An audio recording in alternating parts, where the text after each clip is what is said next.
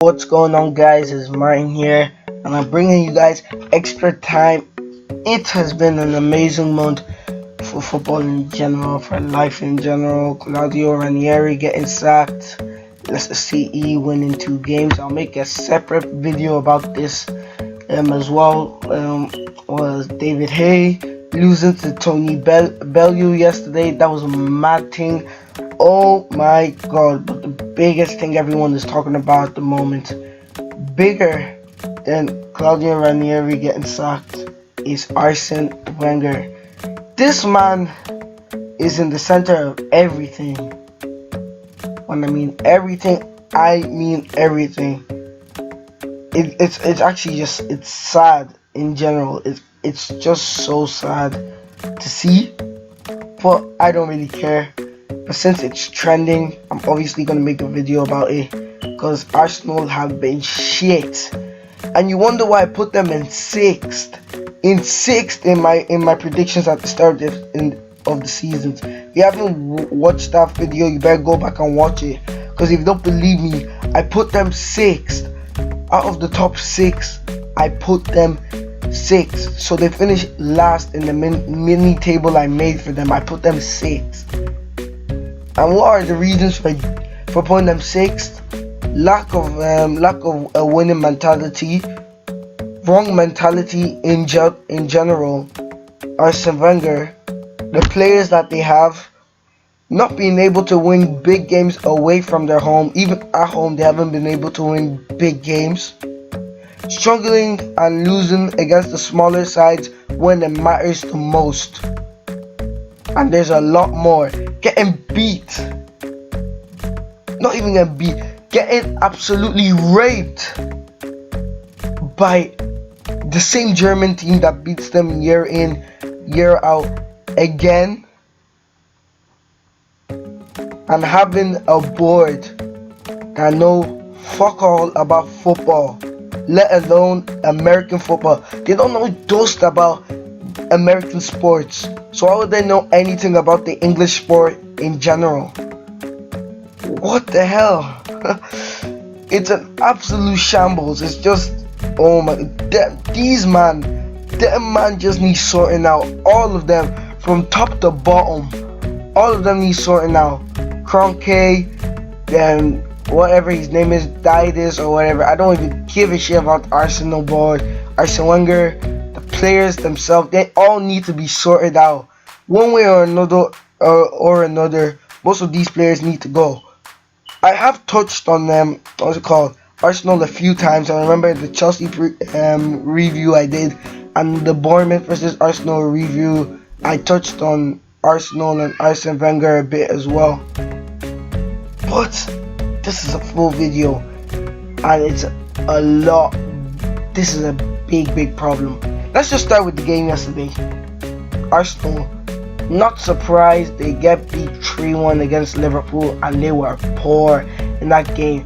The biggest thing of the whole game, the biggest headline I would say of the whole game, is that Arsene Wenger grew balls, but he grew the wrong type of balls for the wrong reasons, if you get what I mean.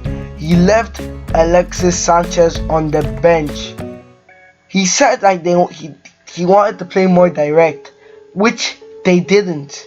And either way, Alexis Sanchez is the perfect player to play more direct. I didn't have too many problems with the starting 11. It was just the formation of the starting 11 and one player that they put in, especially that I think that should be rotated in and out of the side, not been playing this many games at a very young age, and that is Alex Iwobi. A lot of some young players can handle it, not every young players, and he's just one of them. And it's totally normal. It's normal. Even though you see players, Arsene Wenger is probably looking at, oh, if Dele Alli can do it, Iwobi can do it as well. No, he can't. Two completely different players. Two completely different players. Playing style. Two completely different teams. Different players. Different managers. Different mentalities.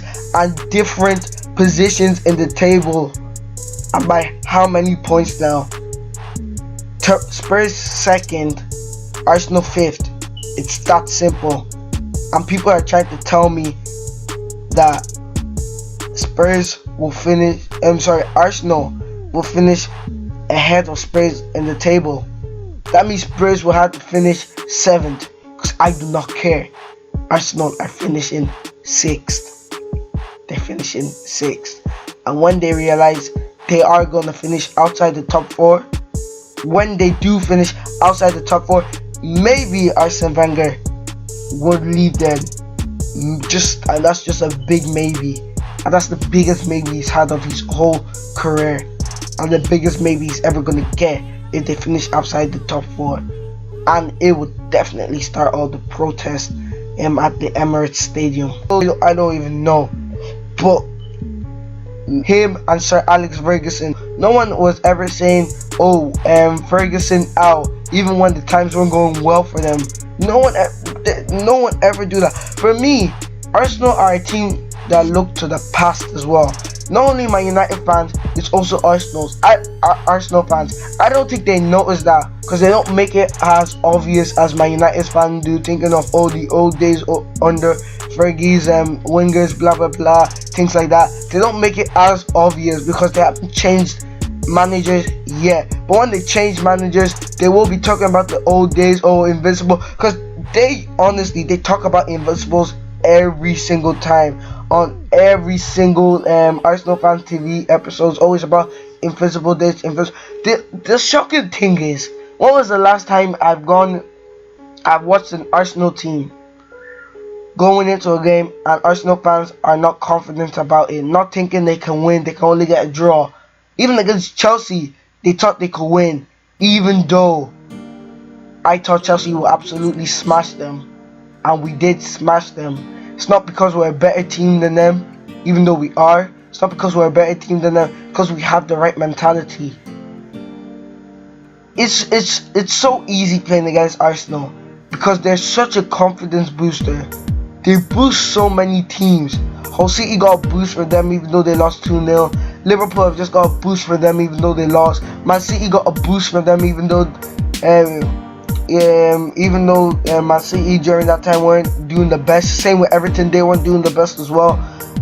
So as you can see, Arsenal are definitely a team to get confidence off of. But again, you leave Alexis Sanchez on the bench, that's what you get. You lose 3-1. You want to play direct football, they don't even play long balls up. He's just tactically clueless.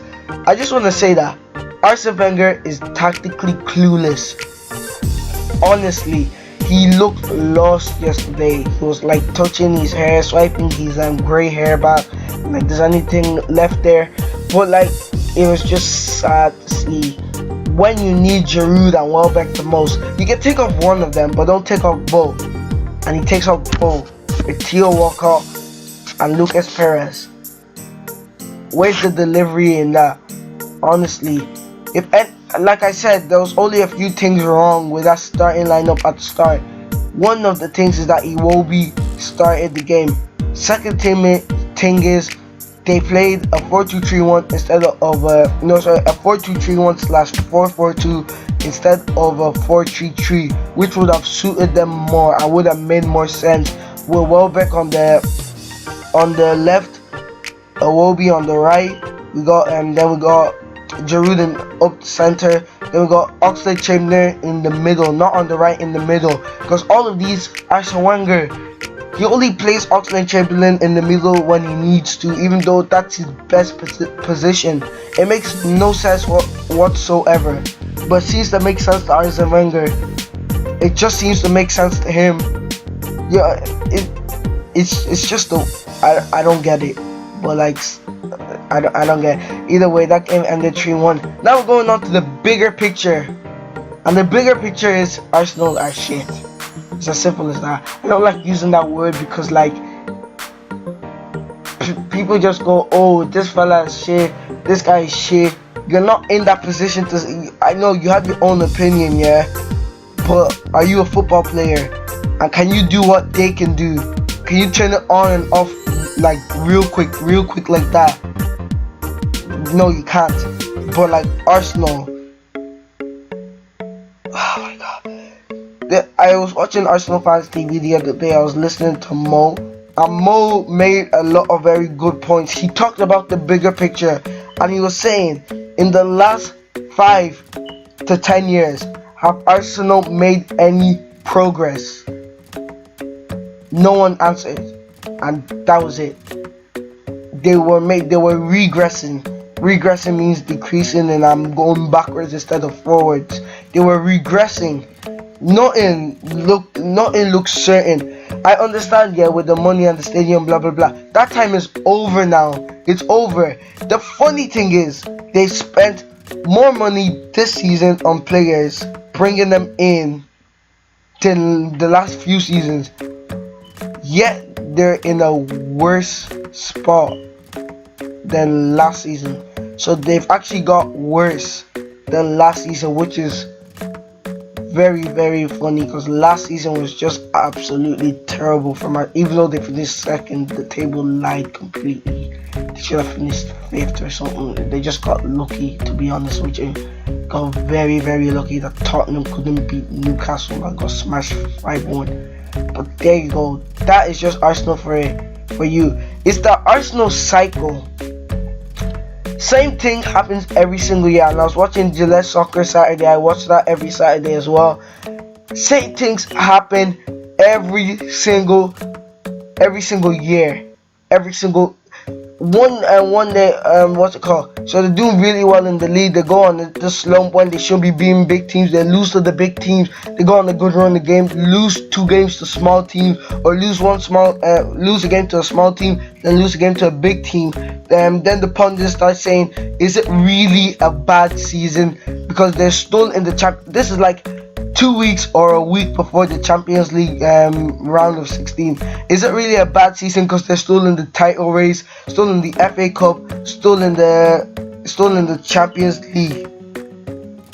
Every season they say that. For the past 5 seasons they've been saying that. Is it really a bad season? They know themselves it's a terrible season, because they know what's going to happen. They always get a big team and they don't have their mentality to cope. Speaking of the Bayern Munich game, Arsene Wenger, you don't know what you're doing. The players, they don't know what they're doing. Kroenke, you don't know what you're doing. Arsene, you don't know what you're doing. Oh, you guys don't know what you're doing. Arsene Wenger, as soon as it's 1-1, there's 2 things you do. You either continue the way you are playing to get it 1-1. So that means you press high, keep going for it, trying to get one more away goal to win the game and then defend. Or you go and you shut up completely, and you don't give them any space in behind, and you play very compact and stuff like that. You might not think that's the best football to play, but for me, it's a smart way of playing, and I enjoy teams that play that way because I know they won't get beaten. But Arsenal themselves are just, I don't know. So they go 2-1 down. I'm like, okay, this is perfect result to take back. 1-1 was a brilliant. 1-1 would have been perfect. They wouldn't have to have done anything at home if they're just taking that 1-1. But like Arsene Wenger doesn't see the bigger picture sometimes. He takes it game by game. But when it's a 2-legged game, you have to think to that game as well. You can't only think to the first leg. You have to think to that game. It's different to the league.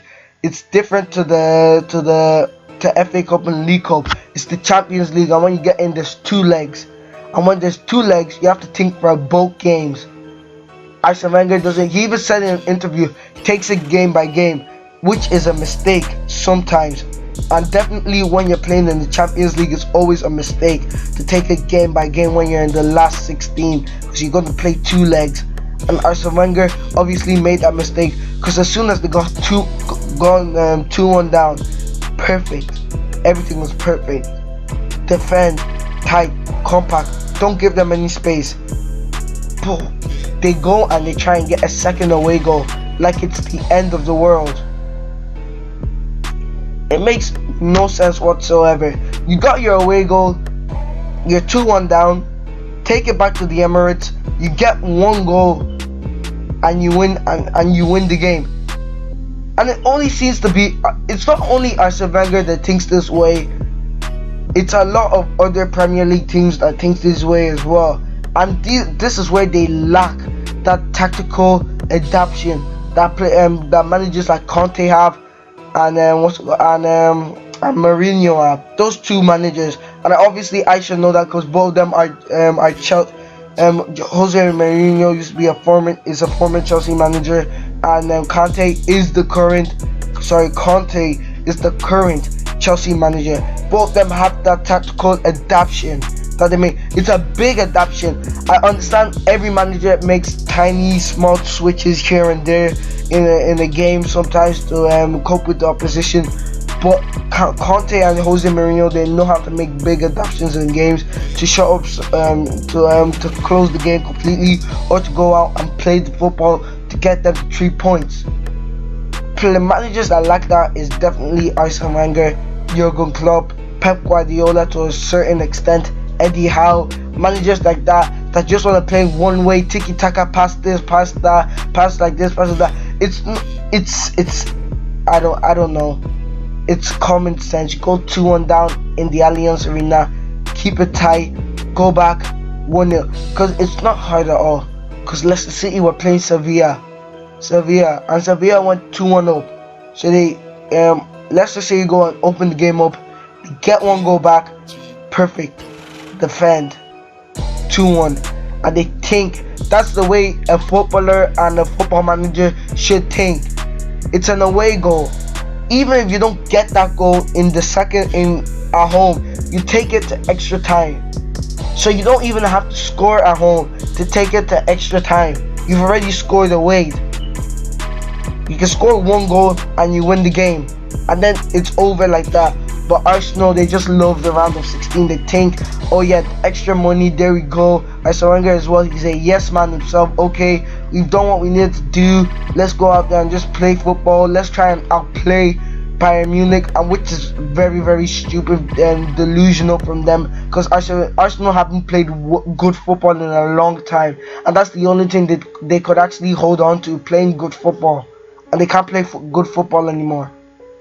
It's just not. It just isn't the way it should be. Tiny things annoy me, and it's just the tactical side of things. Arsenal are poor mentality. They're poor. Oh my god. I think it will leave at the end of the season. I want to wrap this up now. I think it will leave at the end of the season anyway. Definitely, it's either for the French team or PSG. I don't think he'll go to Barcelona. I don't think that really makes any sense. He obviously wants that Champions League, but it'll definitely be to PSG, who are looking like they're gonna go through. But they themselves have to be very smart, knowing that doesn't matter what. If it was any English team, then they know they've won the game. But since it is Barcelona, arguably the best team in the world, or the best team ever, if you want to say, they have to be very, very smart when going to the Camp Nou.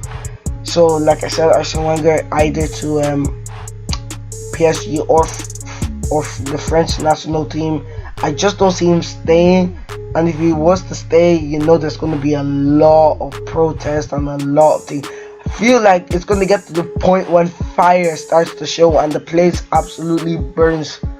The Emirates Stadium just burns. Like, it's just gone completely. Just absolutely gone.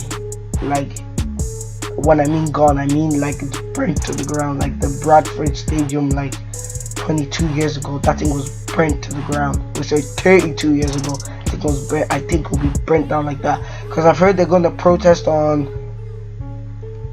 Tuesday, because it's the perfect time to protest, since there is no games. There's no actual chance. If there actually is any chance of them of winning that game 4 goals or more, because it's Arsenal. It's just Arsenal. Arsenal, they don't. It's just Arsenal. But what can you say? Thanks guys for watching. Hope you guys have enjoyed. It's been extra time with Martin Sports here, and I'll see you guys next time. Talk to you.